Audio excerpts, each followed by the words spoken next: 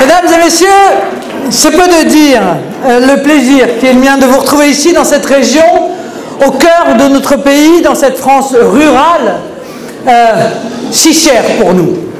Qu'il me soit permis de remercier notre ami José Linucci, mais aussi Jean-Pierre Moret, Bruno Leleu et Frédéric Gaujard, et tous ceux qui se sont donné tant de mal pour faire de ce moment une si belle et joyeuse réussite.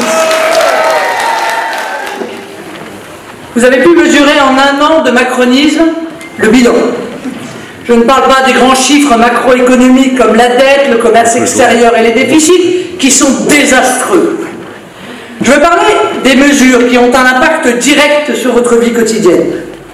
La baisse de vos retraites par la ponction de la CSG, le gel de vos pensions, de vos allocations familiales, la baisse de vos APL, la hausse du tabac, la hausse du gaz, la hausse du fioul, la hausse des carburants du fait des taxes.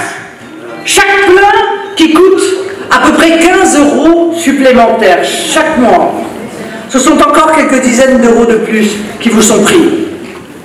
Je sais que chaque mesure revient à un resserrement supplémentaire du garrot. Dans la France d'Emmanuel Macron, lorsque vous êtes retraité et automobiliste, vous subissez la double peine. Et si vous êtes fumeur, la triple d'ailleurs. Cette politique qui cible explicitement le pouvoir d'achat des Français nuit évidemment à l'économie tout entière. À cette situation objective de perte de revenus pour tous les Français s'ajoutera l'effet psychologique du prélèvement à la source, mesure technocratique inquiétante et je le crois inefficace, qui va bloquer la consommation et donc bloquer l'un des moteurs de la croissance. Et dans le même temps d'ailleurs, faire peser sur les entreprises, et notamment je pense aux plus petites des entreprises, les TPE, les PME, faire peser sur elles des difficultés nouvelles dont franchement elles n'avaient pas besoin. Avions-nous besoin de cette farfeluterie technocratique? M. Macron, notre candidat pro-business qui nous avait vendu la confiance, vous vous souvenez, ne nous ramène finalement qu'une crise de confiance qui, elle, annonce une crise de croissance. Et les atermoiements d'un gouvernement qui part en vrille ne vont pas arranger les choses. Et je ne vous parle pas de la taxe d'habitation. Ceux qui vont continuer à la payer vont la voir exploser, car les mairies sont obligés de compenser la perte de l'exonération annoncée pour certains. Quant à la taxe foncière, sa forte hausse est déjà programmée, précisément pour compenser la taxe d'habitation. Bon, reprendre de la main droite encore plus que ce qu'on a donné de la main gauche, objectivement, vous connaissez ça par cœur, ça fait quand même un peu ancien monde. Hein. Beaucoup ont entendu baisse d'impôts. Ils se rendent compte qu'il n'en est rien, ou qu'ils ne sont pas dans la bonne case. Il va leur falloir payer encore et encore. La première justice sociale, c'est laisser aux Français, aux salariés, aux travailleurs le fruit de leur travail, et aux retraités le fruit d'une vie de labeur. Il n'est plus que temps de déclarer, comme l'a exprimé notre ami Matteo Salvini, la paix fiscale. Et je ne vous parle pas de la réforme des retraites, que le gouvernement repousse après les élections européennes. On devine pourquoi. On connaît les premiers axes de ce reformatage ultralibéral de notre système de retraite. Cette réforme vise à transformer votre retraite en points, dont la valeur sera variable, tant d'ailleurs à l'acquisition qu'à la liquidation du point. En langage clair, cela signifie que vous allez travailler et cotiser toute votre vie, sans savoir de combien sera votre retraite. Ça dépendra du moment, de la situation du système, et on évaluera le point à ce moment-là. Mais qui peut vivre ainsi dans l'incertitude du lendemain? Macron, c'est la précarisation généralisée. Lorsque M. Macron invoque la justice comme argument de sa réforme, c'est pour faire passer la suppression des régimes spéciaux. Or, il n'y a pas en matière de retraite une justice objective qui doit conduire à aligner tout le monde. Ces régimes spéciaux, en effet, qui peuvent pour certains évoluer et même pour certains être totalement remaniés, mais correspondent bien souvent à des contraintes particulières de certaines professions. Un militaire qui durant sa vie a été mobilisable de jour comme de nuit, avec sa famille déplacée de manière incessante, souvent éloignée d'elle, parfois et de plus en plus souvent en raison des opérations extérieures, en mettant en jeu sa vie. Ne mérite-t-il pas, lui, un régime particulier de départ anticipé à la retraite? Évidemment que oui. Il en est de même d'un certain nombre de professions, les marins-pêcheurs ou d'autres, dont on comprend bien les raisons de leur appliquer une règle qui soit une règle spécifique. Mais ne soyons pas dupes. Ce n'est pas l'amour de la justice qui étreint M. Macron dans ce dossier des retraites. C'est la volonté de livrer un système simple aux oligarchies financières. D'ailleurs, c'est l'objectif de toutes les politiques qu'il mène, quel que soit le domaine qu'il touche. Globalement, la logique de M. Macron va conduire à uniformiser les situations pour arriver à la mise en place, en fait, d'un minimum vieillesse pour tout le monde. Parce que c'est vers le bas, évidemment, que cette unification se fera, pas vers le haut. Ce minimum vieillesse, vous le comprenez, sera insuffisant pour vivre décemment. Ah, mais c'est alors qu'interviennent les assurances privées, mesdames, messieurs. Ah oui, les bailleurs de fonds de M. Macron, ceux qui l'ont soutenu tout le long de sa campagne. Il faut bien les remercier, ces braves gens. Ils n'ont pas fait ça uniquement parce qu'ils adhéraient au personnage. Ils ont fait ça parce qu'ils attendaient un retour sur investissement. La réforme de M. Macron reviendra à abandonner le sort de nos seniors au bon vouloir des décisions de conseils d'administration et aux aléas d'intérêt privé, sans compter les aléas de la bourse. On a vu les conséquences de ce type de choix lors de la crise financière aux États-Unis, où une myriade de retraités se sont retrouvés du jour au lendemain sans rien, sans plus aucune retraite. Ce n'est pas admissible. Bien sûr, notre système peut être amélioré, mais je vous le dis très tranquillement, le système des retraites français est un bon système. C'est un système qui fonctionne. Oh, il doit être amélioré pour les petites retraites notamment, car celles-ci, bien souvent, sont beaucoup trop basses. Mais dans l'ensemble, l'économie de notre système nous est, vous le savez, enviée dans beaucoup de pays. Ce projet de privatisation des retraites est contraire à notre conception de la justice, contraire à notre vision de l'indispensable solidarité nationale, contraire à ce que j'ose revendiquer comme l'identité sociale de la France.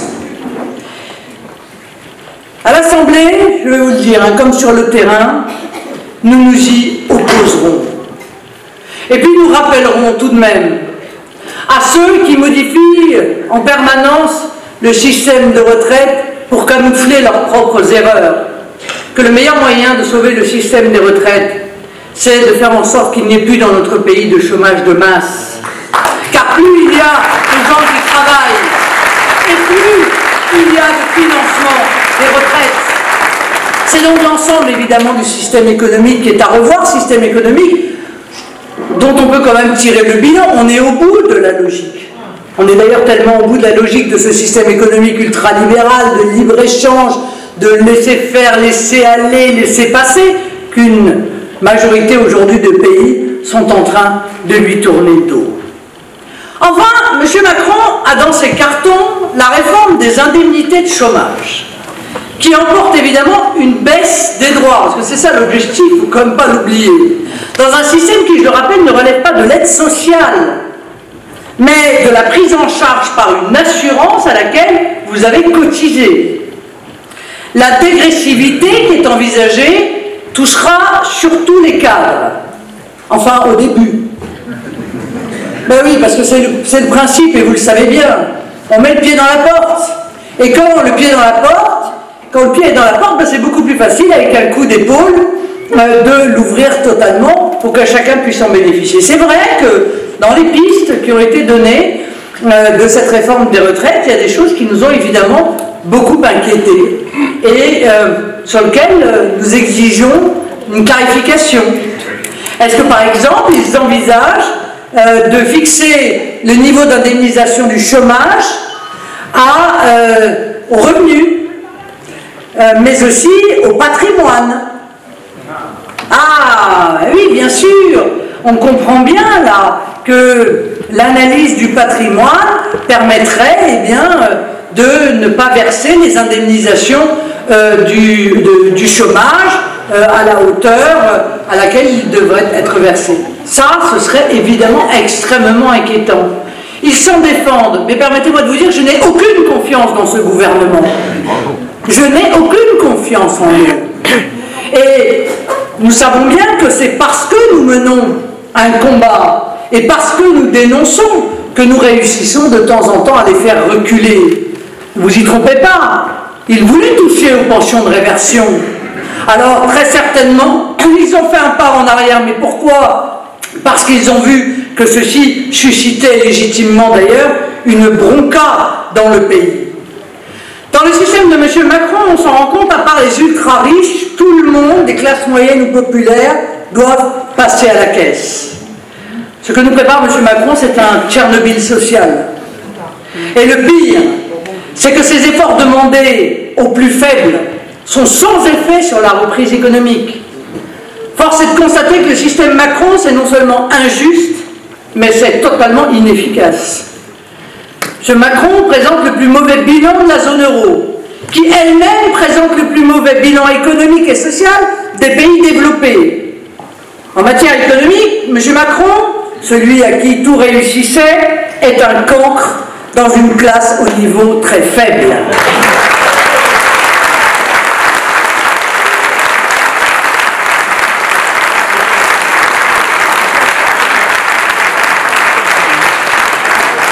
Ces questions qui touchent nos vies quotidiennes, qui concernent notre avenir aussi, comme futurs retraités notamment, sont d'une importance considérable.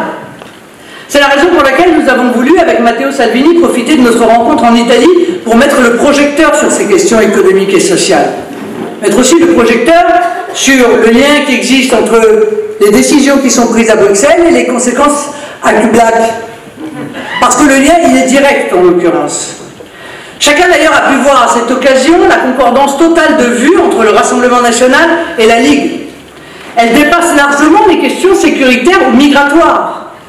Au-delà de l'analyse des faits économiques ou de commentaires sur les politiques économiques sur lesquelles nous sommes en parfait accord, nous partageons la même vision de l'homme. Pour nous, l'homme n'a pas vocation à être réduit au simple rang de consommateur ou de producteur. Les personnes, les peuples ne sont pas interchangeables. Chaque peuple a un droit inaliénable à être lui-même, à décider pour lui-même, à ne pas sacrifier ses intérêts aux oukases des oligarchies mondiales. Pour nous, l'économie est certes importante, mais ce n'est pas une fin en soi. On ne sacrifie pas un pays, on ne sacrifie pas un peuple, on ne sacrifie pas ses compatriotes à des logiques économiques, fussent-elles défendues sur des plateaux de télévision par de prétendus experts sentencieux et moralisateurs. Bravo.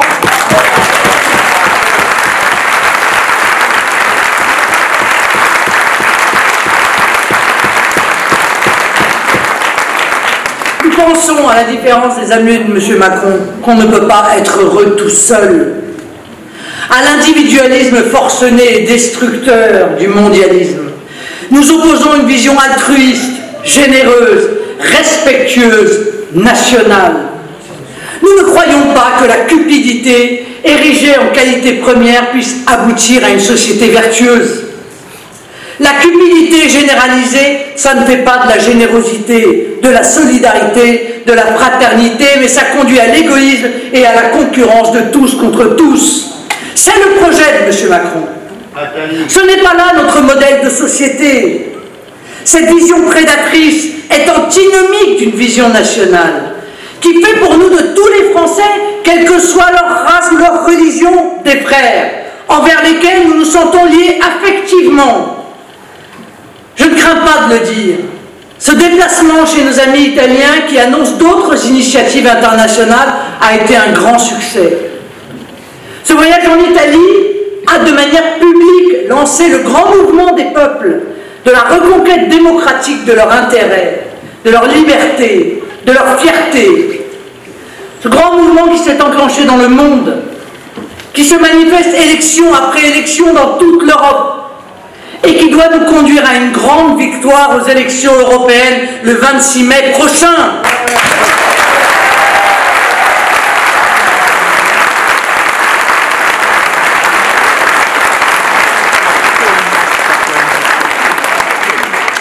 Puisque nous sommes entre nous, je peux vous le dire. Il a également permis, lors des séances de travail, d'évoquer la campagne, la mise en mouvement d'une campagne à l'échelon du continent européen. Là encore, nos convergences de vues sont totales. Comment ne pas voir avec satisfaction l'émergence en Espagne de Vox, un mouvement qui vient de réaliser un grand meeting à Madrid et qui très probablement demain on verra des représentants au Parlement européen. Nous devons y voir après la Suède et avant la Bavière demain le signe qu'il se passe quelque chose de tellurique. Je vous le dis, mes amis, nous sommes en train de vivre une grande révolution pacifique et citoyenne. Nous qui avons été en Europe les précurseurs du renouveau des nations, nous voyons des décennies d'efforts et de sacrifices récompensés. Les dominos tombent, un à un. Cette révolution démocratique, elle ne se fera pas toute seule. Il nous appartient de la conduire en France et en Europe. C'est la raison pour laquelle notre mouvement s'est refondé, a changé de nom, s'est réorganisé, s'est ouvert pour rendre davantage possible les ralliements et les alliances. Le clivage nationaux-mondialiste que nous avions théorisé se met en place partout en Europe. On le voit en Italie, Forza Italia, l'équivalent du parti Les Républicains, est en train de s'effacer totalement. On l'a vu au présidentiel, où le second tour a confirmé cette nouvelle clé de répartition politique. Les sondages nous montrent que nous dépassons les 20% et nous sommes donnés au coude à coude avec la liste Macron, quand le PS et LR s'affaissent au fil des jours. Sur la ligne d'arrivée, il nous faut battre Macron. Oui.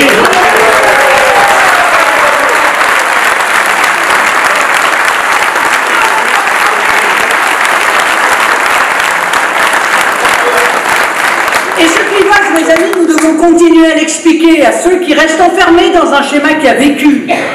Derrière cette explication politique de la lutte entre les nationaux et les mondialistes, ce qui se joue, c'est un combat de civilisation que nous n'avons pas le droit de perdre. Évidemment, nous aurons une belle liste de rassemblements aux élections européennes. Et à l'Islande de l'Europe, nous placerons notre mouvement, le Rassemblement national, au cœur de la recomposition européenne, au sein de laquelle nous prendrons toute notre part. Notre objectif est simple. Arriver en tête en France, être majoritaire avec nos alliés au Parlement européen.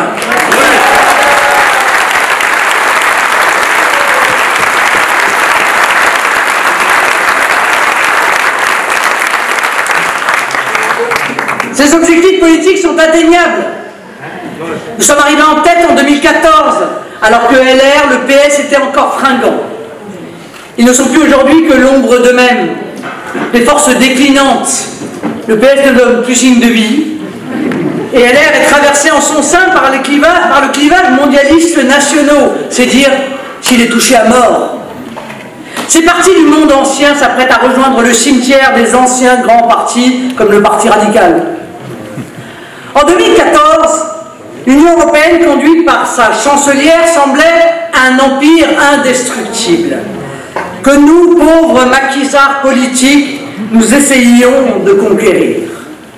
Aujourd'hui, Mme Merkel a perdu de sa superbe. Elle est contestée, y compris dans ses propres rangs. M. Macron s'était érigé en sauveur de l'Union européenne dans son discours de la Sorbonne. Le Renzi français s'était fixé une ambitieuse feuille de route européenne, et depuis, rien. Zéro. Il s'est cassé le nez sur le mur des réalités. Quant à la Commission et à son président, ce pauvre M. Juncker Ils semblent de plus en plus barricadés dans leur immeuble de verre de Bruxelles. On l'aperçoit de temps en temps sur Internet, titubant de bonheur et d'insouciance.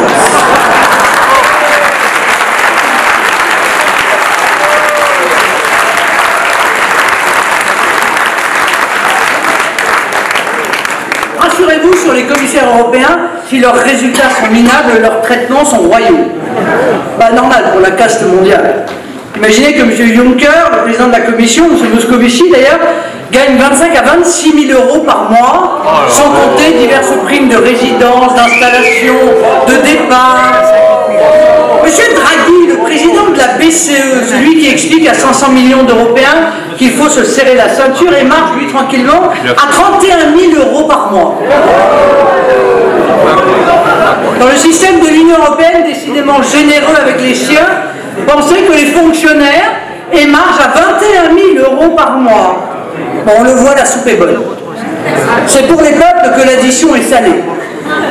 Vous comprenez dans ces conditions qu'ils n'ont pas envie que ça change, qu'ils n'ont pas envie que l'on puisse seulement voir ce qui s'y passe, et qu'ils brandissent une condamnation morale dès qu'on parle d'alternance. Or, l'alternance, c'est quelque chose de normal dans un système démocratique. Imaginez que l'Union européenne, qui se réclame dans ses textes fondateurs de la démocratie, n'a même pas envisagé la possibilité d'une alternance politique. Une alternance en 40 ans, est-ce que c'est trop demandé? Eh bien, pour les européistes, une alternance démocratique, ce n'est même pas envisageable. Pour eux, quels que soient les résultats des élections, il est prévu que le président de la Commission soit membre du PPE, que le président du Parlement soit membre du PSE et qu'on se partage comme ça les places entre deux partis dont ils considèrent qu'ils doivent avoir le pouvoir de droit divin. Ils se sont trompés d'époque ou de continent. Nous leur disons que les élections européennes, ce n'est pas le congrès du Parti communiste nord-coréen. Bien sûr, je sais que le commissaire Oettinger, vous ne le connaissez pas, mais il nous dirige et au même tarif que Moscovici au passage. Ce commissaire anonyme et gris a pu déclarer « Les marchés vont apprendre aux Italiens à bien voter ». Ce mépris des gens, ce mépris des peuples, ce mépris pour la démocratie sont littéralement écœurants. Ils appellent de nous, qui sommes les sujets de cet empire totalitaire, d'agir en citoyens libres, en citoyens épris de souveraineté. Les élections européennes nous appellent à une insurrection électorale et pacifique. Le flot de la démocratie doit emporter ces dictateurs, cette nomenclatura d'un autre temps et le totalitarisme qu'ils sont en train de mettre en place. Bravo.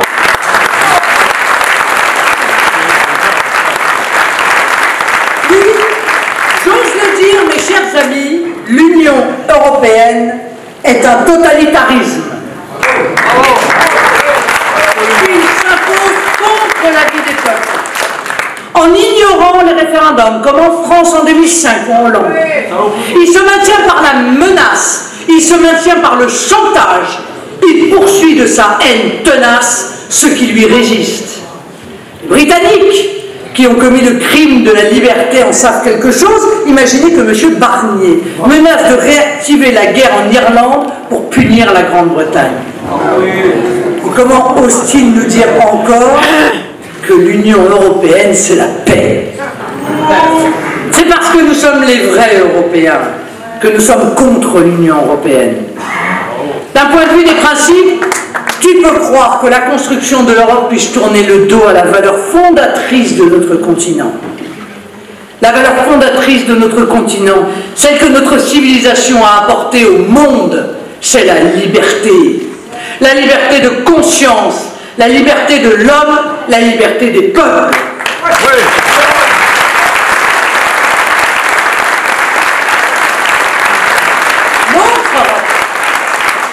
Notre Europe, nous voulons la construire justement sur cette valeur de liberté. Liberté d'adhérer ou de ne pas adhérer. Liberté de se joindre à des coopérations ou liberté de ne pas s'y joindre. Liberté de les quitter si c'est la volonté du peuple en question. Notre Europe, c'est celle des nations, de nouveau respectées. C'est celle des projets concrets, tangibles. C'est celle des cultures de nos pays, si riches par leur diversité et leur singularité. C'est celle des personnes, respectées dans leur identité, dans leur attachement, dans leur enracinement. Aujourd'hui, nous fêtons ensemble la fête du drapeau, de notre drapeau national, avec ses 3 couleurs, qui sont nos couleurs. Le bleu, le blanc, le rouge, chacune avec leur signification propre, qui toutes prises ensemble symbolisent notre nation. Ce drapeau est celui de notre pays. Ces couleurs parlent en chacun de nous. Elles appellent le souvenir de nos morts, de ce sang versé sur tous les champs de bataille, de ces sacrifices consentis pour que vive la France. Elles nous parlent des exploits de nos héros et du rayonnement de notre pays, qui fut longtemps appelé la grande nation, et que le monde continue de regarder avec admiration. Ces couleurs évoquent aussi cette unité nationale que nous appelons de nos voeux, et le grand mouvement du cœur et de l'esprit qui forge notre belle communauté nationale. Mais notre drapeau est comme notre hymne national pour des millions de gens à travers le monde. Il est aussi l'étendard de la liberté. C'est cet étendard de la liberté que nous opposons au pavillon factice de la dictature de l'Union européenne. Ce drapeau de l'Union européenne qui usurpe les étoiles mariales pour imposer une vision marchande de l'homme et du monde est celui d'une oppression, comme à son époque le drapeau rouge de l'Union soviétique. C'est pourquoi je suis gêné de le voir accolé au beau drapeau bleu, blanc, rouge de la liberté. Vous devez être fiers de refuser de le voir remplacer nos couleurs nationales. C'est la signification de cette belle fête. Mes amis, notre combat est juste, vous l'avez compris. Notre combat, c'est celui de la liberté contre la tyrannie. C'est celui des peuples contre les oligarchies. C'est celui des hommes contre les logiques marchandes. Ils mettent en œuvre les valeurs qui sont les nôtres. Notre message est un appel à la résistance à l'oppression, un appel à l'émancipation des peuples et des individus, un appel à la liberté sans laquelle il n'est plus de dignité des hommes. Le 26 mai, nous avons la possibilité de faire reculer cette dictature et d'ouvrir la voie d'une alternance démocratique à une Europe de la liberté. Nous avons rendez-vous avec l'histoire, mes amis. Il faut lui dire, on arrive. Vive la